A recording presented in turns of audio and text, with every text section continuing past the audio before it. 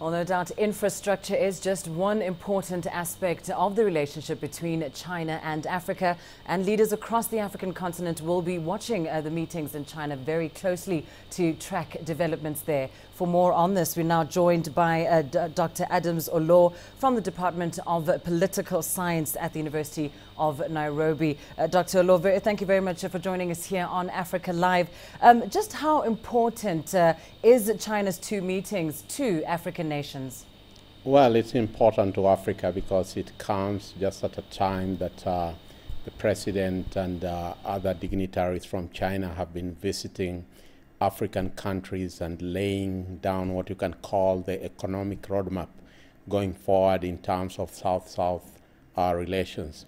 And given that the CCPPCC and the National Congress meeting will basically, People's Congress meeting will basically be ratifying some of this executive agenda, what it means is that it will now be clothed with the legal backing that it needs in order to be carried forward. So I think for Africa, they'll be waiting to hear what the advisory group under the CPPCC and the National Congress give the thumbs up to what the president and his foreign minister have been doing in Africa.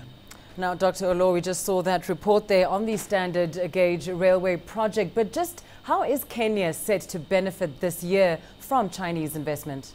Well, basically, of course, you have to start with the standard gauge railway because it's quite a huge infrastructural development.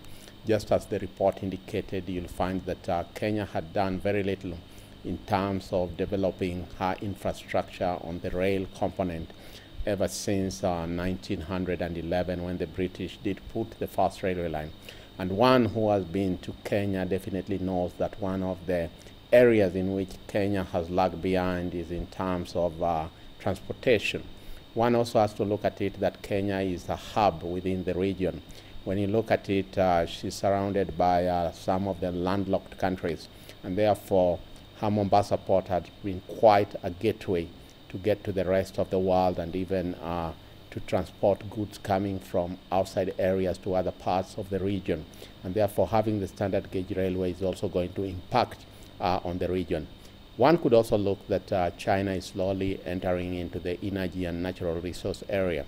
So given that Kenya for a very long time was a country that relied a lot on the agricultural component, this area of energy and natural resource is going to diversify her economy to the industrial sector.